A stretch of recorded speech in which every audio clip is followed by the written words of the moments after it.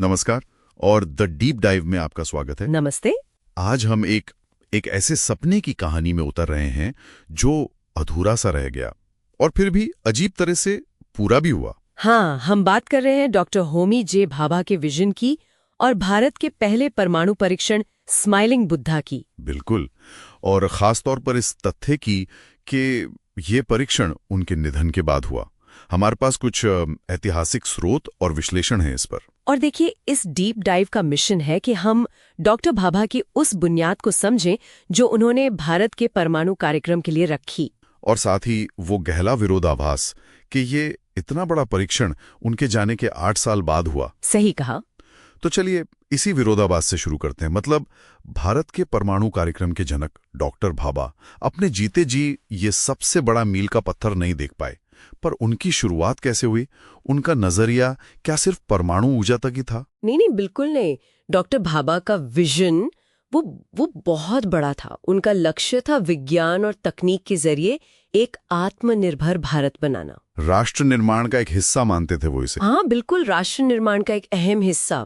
वो केंद्र से इतना अनुभव लेकर लौटे थे इसी एक मकसद के साथ। और उन्होंने सिर्फ सोचा नहीं बल्कि सच में संस्थाएं खड़ी की, जैसे 1945 में TFR, Tata institute of fundamental research. हाँ, फिर 1948 में परमाणु ऊर्जा आयोग मतलब AEC, और 1954 में परमाणु ऊर्जा प्रतिष्ठान ट्रॉम्बे EAT, जो बाद में बार्क बना। हाँ, भाभा परमाणु अनुसंधान केंद्र। तो ये सिर्फ तारीखें नहीं थी, ये एक पूरी एक रणनीति थी, है ना?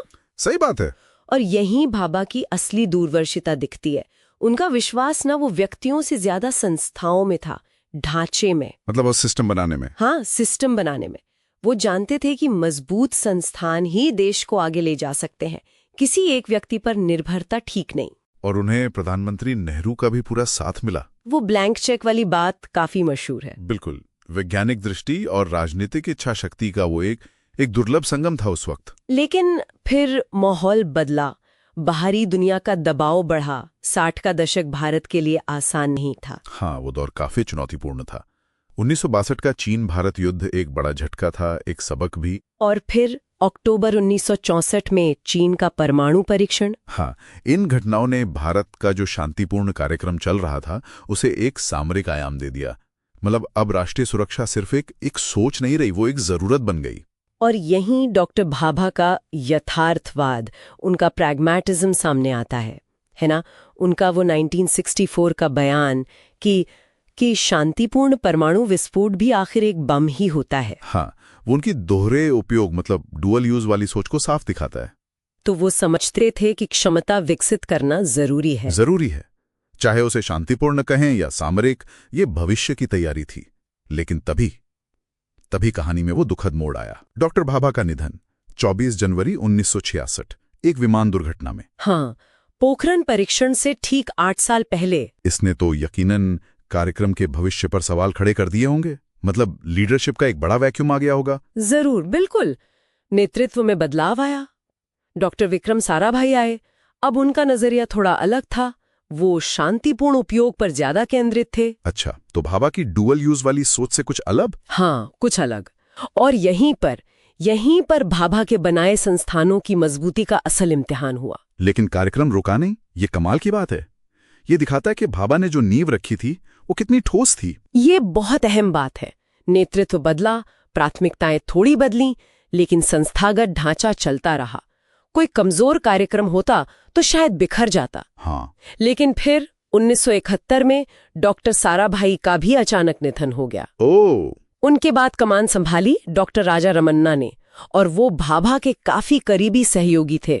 अच्छा, तो यहां से चीजें फिर तेज हुई होंगी। डॉक्टर रमन्ना तो भाभा के मूल विजन के ज्यादा करीब थे। हाँ, कह सकते हैं। और उन्हें प्रधानमंत्री इंदिरा गांधी का भी राजनीतिक समर्थन मिला। तो एक बार फिर वो कॉम्बिनेशन बना, वैज्ञानिक नेतृत्व और राजनीतिक इच्छा शक्ति। और नतीजा ये हुआ कि 18 मई 1974 को राजस्थान के पोखरण में भारत ने अपना पहला परमाणु परीक्षण किया।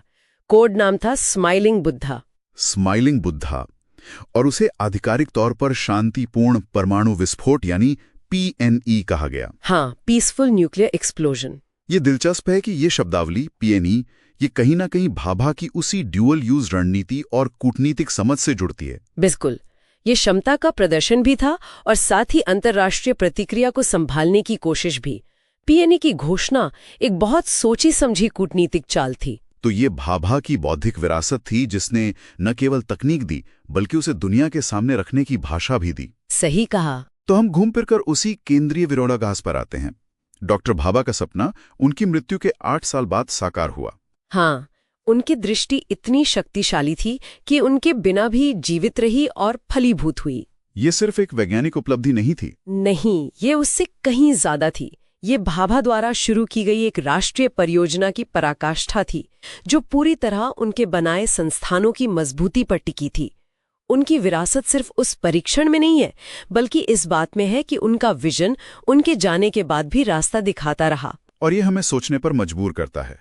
किसी विरासत के बारे में ये क्या कहता है जब एक संस्थापक की दृष्टि इतनी शक्तिशाली हो कि वो उनके जाने के इतने समय बाद भी कामों का मार्गदर्शन करें। हाँ, और राष्ट्र निर्माण में संस्थागत शक्ति ज्यादा महत्वपूर्ण है या व्यक्तिगत प्रतिभा? इनका आपसी संतुलन क्या है? ये एक सवाल है जिस पर वाकई सोचा जा सकता है। खैर, आज के डीप डाइव में इतना ही। धन्यवाद।